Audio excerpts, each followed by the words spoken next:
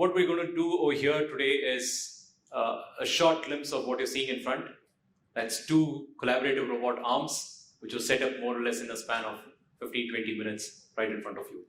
Right? So we're going to talk about what these are, what these can do to the factories of today and tomorrow, and that's largely the reason why I'm here. I'm Sougandh. I take care of 𝗙𝗂𝗏 robotics business for the Universal Robots and AMR side of things, and I'm here today to take you through that journey. Okay, so we're talking of factories of future, wherein automation that works with you and not without you. The reason why we're talking about with you and not without you will be explained as we go through the slide. That will give you a clear indication why cobots and collaborative robots, collaborative automation as such, becomes a very pivotal role in your automation journey inside your facility. We saw a lot of content around this particular thing being spoken of multiple speakers throughout the day. We are looking at India being special, manufacturing in India being special. We have a target that we're going after, $1 trillion economy, a GDP which has to scale at a rampant number. To get to all of this, the only solution is to look at technology. And the only solution which technology can drive is by looking at right tools, which will enable manufacturing to be much more easy, flexible, and redeployable. There are key industries that we will be going after when we talk about this particular domain. India, as such, is an automotive, business hub. There's so many automotive companies that we talk about, we look into, and then talk of where automation starts. Usually starts with automotive domain. Then spills into the food and beverage sector, electronics, and any industry that you can talk of. So the city where we are today is definitely the automotive hub. So most of the technology that we also experience, including collaborative robots, spurred from here. If this was a place where most of the adoption happened, we're proud of it. We all should be proud of what is happening when we are in a city like this. There's a huge inflow of FDI for obvious reasons. We're looking at China +1 and markets like that. Infrastructure development, we heard it right before the lunch session, why it becomes a pivotal role. More or less, we're seeing an impression of ease of doing business in India is getting better, right? So this was an interesting slide that I ran into, a perspective over here you'll see. Frost & Sullivan talks about 50 most disruptive technologies which is going to take over the world in the next few years, right? One of them is collaborative automation. This was released a few years back, but having said that, you see a lot of that being encapsulated and implemented in today's world. It could be nanotechnologies and everything, the 5Gs and all the technologies that we can talk about are all getting implemented today. So the slide more or less summarizes what we're going after, what will be happening in the next few years, and why it's important to bring in tech-driven automation. In the tech-driven automation and space of transformation, we see 4 new things which is coming up. Again, we saw a lot of these being presented by presenters in the previous session. That was IoT. I'll skip the next part, but then smart factories, digital twins, and what you see in front, collaborative robots. What do you mean by collaborative robots? It's not a new term today because it's gained its momentum over the past 10 years. Collaborative robots, a robot which now works in collaboration with human beings, without having a fence, without having a guarding, almost like a third arm. So each one of us, if we remove the hat that we wear, just go to a factory floor, walk down the path and say, if I look at a plant that I own today and make it ready for the future, the simplest thing that you have to look at is, look at different applications, look at different pockets of your plant and say, is this task which that person is doing, is it dumb, is it dirty, or is it dangerous? I can repeat that. If it's dumb, if it's dirty or dangerous, that calls for automation. Because that is not going to create any value, if not today, not even in the future. That calls for automation. Whether it is with a robot, whether it is with a cobot, or with anything else, it's your choice. But then, that particular segment is where your automation should go into. It's not about removing people over there. It's about moving a task and enabling that person to do a job. There's a huge difference between a task and a job. So we have to think from that perspective. Mindset, the sir from Daimler was talking about, it's a sheer mindset. If you have that mindset of moving a task to a job, there's a huge change we can bring in, right? So that is where we're talking about this Stellarine Robotics, the company that I represent, has two product portfolios that we talk about. One is collaborative robot arms, and the other one is a cute little device which could probably run around called the AMRs. So we talk of both the cobot and AMR, and also a hybrid worker, right? So you have, I'll show you some of the use cases which can be immediately picked up into your factory and deployed. So we're the largest cobot manufacturer. We've been in this business only manufacturing cobot arms since 2005. There's no company in the world which has a dedicated laser focus on just manufacturing cobots. Nothing else. We don't do anything else. No industrial arms, no components, nothing. Just collaborative robot arms. We've sold more than 1 lakh cobot arms across the world. So we are a market leader with that. From an AMR standpoint, the most technologically advanced AMRs in the world. Both of them are coming from a country called Denmark, which is also the cobot hub. Close to about 40 to 60 companies have grown out of that, mushroomed out of that, talking of collaborative automation solutions. Going ahead, a quick preview. We range, this is just to talk on the product range. It goes all the way from 3 kilos, all the way up to 35 kilos, right? All the way up to 35 kilos, we range all our robots, and we have the AMR fleet, which goes from 250 kilos to 1,200, which is a pallet jack, 1,350 again an AMR, and a combination product, which is the AMR and the arm. So this is where we're talking of taking automation towards. Again, these are products. Now, where does it really fit? What is an AGV? An AGV is a simple tool. You have a start point, an end point, but needs a guided path, right? So that is a different technology altogether. What we have is an AMR, irrespective of the path. You don't need any markers, no guidance, nothing. The device now looks around, maps the whole area, figures out where should I travel in order to optimize my start point to the end point. So what happens is, it's almost like you have a device which was technically blind, but has got good enough vision to spot where to move faster, right? It's extremely smart, intelligent, it can do the job. Why do you need that? You can move things by trolleys. Yes, but who's going to lift about 1,000 kilos every single day, move from one point to another point? It's strenuous. It's again dangerous or dirty. So if you keep relating to it, most of my conversations will be around those three things. It's either dumb, it's dirty, or dangerous.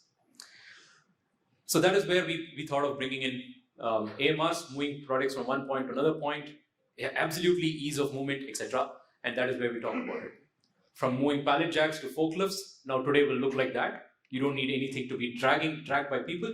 You have AMRs to take care of it. Carts, just filled carts, moving around with hook and drag them. You have conveyors, which is moving in. So loading onto a conveyor rack, again, can be done by these AMRs. We've got lifters, which will enable that. Or you have just AGVs moving in loads of material from point A to point B.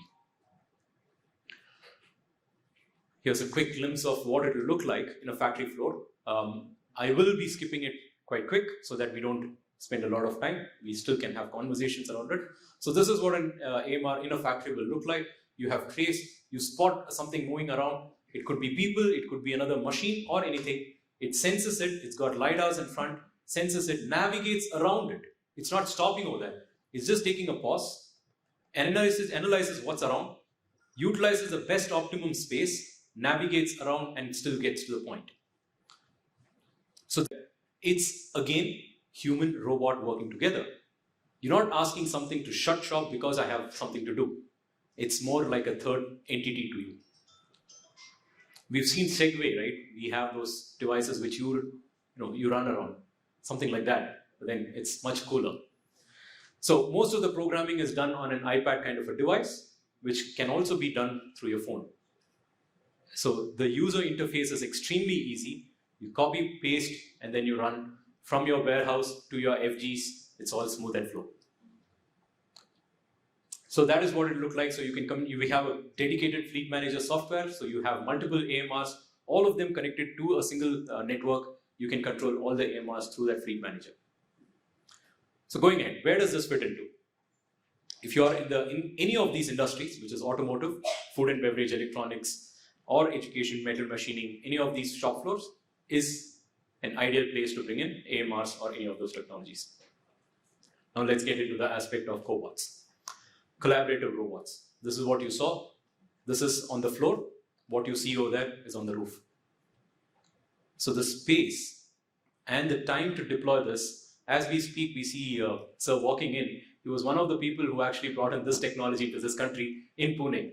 So he must be proud of this picture that I'm showing on the screen. That's from Bajaj. Very long back what you brought in. Hello sir, how are you? Thank you. So that is when the technology started. So people were talking about, you just have to feed in bolts, tighten them. It's the simplest of the job. There's no intelligence, nothing. Why do you want a cobot over there? The most repeated task is done by the machine. The intelligent job of which serial number has to be matched. Is there a wear and tear on that part? Is this the right part to be fed in? Is there a finished mistake? Which needs intelligence is now done by the lady. So you're not replacing her. You're using her for more value-added jobs rather than just looking at it saying, oh, just load 10 bolts, tighten it. Of course, she can tighten all the 100, but the 101st screw probably may have some error, not because of her fault, because there's fatigue coming into it. It's organic.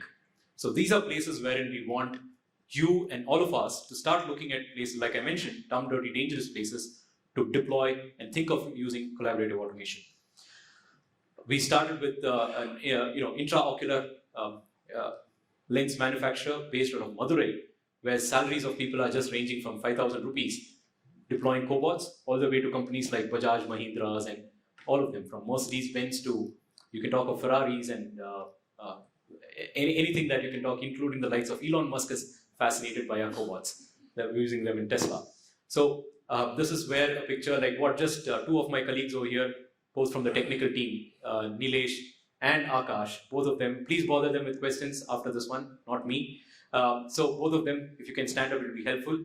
Yeah, so both of them, they are the ones who brought in these two cobots, and they plugged it in a span of close to 15-20 minutes. So why is it important? Why am I mentioning it?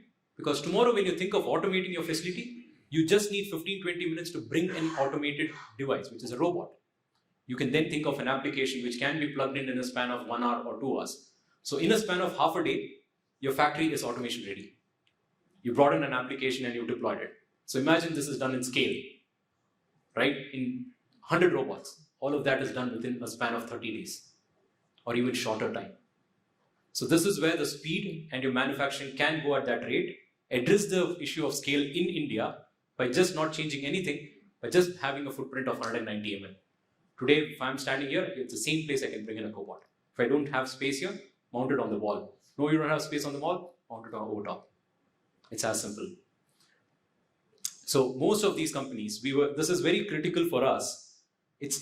Most of us have this myth saying that, oh, these are high-end technology, expensive technology meant for the larger entities. MSMEs really need this in this world today because this becomes a big equalizer for them to play the level what an end user demands. A Mahindra, a Bajaj, or a Rolls-Royce will always demand high-quality products. Where is it getting supplied from? A tier 1 or a tier 2 supplier. If he doesn't have the technology to manufacture things at the scale and then supply to them, we only create a choke in the supply chain.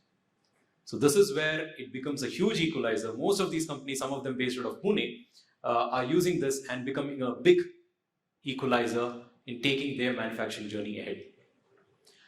Like I just, a little more detailing onto it, these arms just weigh about 30 kilos to 60 kilos in weight. So two people can easily lift from one point to another point, plug into a single phase power supply, and a 190 mm footprint is all that's needed for you to just bring in a cobot into your factory. So that's where it makes huge level of magic. All the blue caps, what you see is an axis. So it's a 6-axis arm. Each of this axis will go plus 360 and minus 360. So no blind spot. Absolute no blind spot. So you can do, of course no one does it, but just to throw in some light, you have 4 CNC machines. So 1, 2, 3, 4, all the machines can be tended without any blind spot at all, right? So that is where it becomes magic. For us, the new launch from this, the latest edition is a product called the 8 Long. It's UR8 lifting a payload of 8 kilos, having a reach of 1750 mm, largely going for the welding segment. which is a new segment that we've been aggressively going after. And all of these are all taught by a teach pendant, which is like an iPad device over there. It's only got three things: an arm, a control box, which is a gray box over there, and a teach pendant, which is a small little iPad. That's it. Now, usually we all have a doubt, how do you integrate a cobot? You just have to bring in a cobot arm. You have 4 screws, which is what we did. You tighten 4 screws. You have a gray box over there, which is a control box, which communicates on TCP/IP, Modbus, Ethernet, anything. You have 16 digital inputs, 16 digital outputs, Ethernet, external inputs and external outputs, all of that is available. Analog inputs and analog outputs. You connect any of a gripper of your choice. It can be a Sougandh, it can be a Zimmer, it can be a Festo, SMC, anything of your choice, or a camera for vision inspections. Plug it and your job is ready. It might seem like a time-lapse video, but technically it would have taken 15-20 minutes to do the same thing. Right? So this is the ease of deploying cobots. Oops, I think I missed one of them. So the easiest part is you can literally hold the robot, move it by hand, and then program it. It's just not machine tending, which is CNC loading, unloading. You can do many other applications in the screen, which ranges from screw driving, which is the normal tightening application, which can go all the way up to 200, 250 Newton torque, or it can do glue dispensing, injection molding, packaging, palletizing, assembly jobs, pick and place, and even vision-based inspection. This is where the DNA on which we're going after. We want to create a world where people work with robots and not like robots. It's very powerful messaging, because if you have a third arm, you're working with a cobot, doubling your productivity, doubling your throughputs, your quality goes up. I heard someone also talk on the previous session saying, India is not a challenge to be manufacturing over here. It's not about making in India, it's about making in India with high quality and high quality devices. Most of the companies who've adopted that at an early phase sustained the challenges of the market. In a VUCA world of today, all the technologies is a must to incorporate. Like I said, it's 1 lakh plus cobots. We've tried, we've tested, we've gone ahead and deployed all of these. We are in the 6th generation of cobots that we manufacture. The one on the right you see is the UR50, and that's the most latest of the release. Of course, some of the familiar brands you can see over there, that's Bajaj, Nissan, Continental, our favorites, so we definitely have them right on the top. From the likes of Unilever to, you call it Trelleborg, and everything, every brand that you can talk of, including in the pharma segment, like a Sanofi, or most of these companies are all our customers as of today. So it's across the verticals, across the industry, we have all applications that can be taken care of. If you're traveling to Bangalore, the doors of Universal Robots and Teledyne Robotics is always open to you. Not too far from the airport, before you hit the traffic jam in Bangalore, which could be a nightmare, you find a place called 𝗙𝗏. Right beside that, we have an office, we have a training room, we have Akash and Nilesh are trained resources that we have. They're trained in Denmark in conducting trainings and offer training services to you. We can train you on all the cobots and the AMRs. We also have an application lab completely dedicated for any of the applications that you want to test. You can bring in the devices and we can test it with you at our facility. So doors are open. Feel free to let us know when you're there, and we can definitely catch up on it. We also recently introduced a repair center wherein we can now repair robots in India without it going out of this country to get it repaired and then come back. It's too complex of an affair. But then, yes, we have a new dedicated repair center. We recently launched it last year in November. So, of course, the ministers and everyone were there to do the honors. So that was a special moment for us. And that's one of the image which is inside the repair facility. Of course, we can't show you everything. There's so much of nitty-gritties which cannot be exposed. But yes, we can show most of it to you. For a quick learning of it, any one of you can just log on to our website. You log on to UR Academy. You will learn everything about the cobot, on how to program, how to run, how to operate, how to maintain, service, everything, except without a physical hardware. And it's free of cost. You also get a certificate by the end of it. Absolutely free of cost. But otherwise, just walk into our office. We'll be more than happy to help you. So for us, it's a special moment. I'm just taking another 2 or 3 more minutes. It's a special moment for us. We are introducing 2 of our brand new product line to the city. One is 𝗂𝗎, what you see on the left-hand side, to my left. This one, that's the 𝗂𝗎, which can lift a payload of 7 kilos.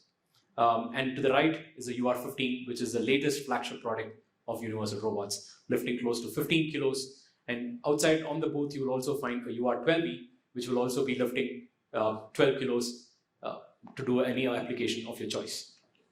On that note, I think I've hit bang on, more or less. Yeah, thank you so much.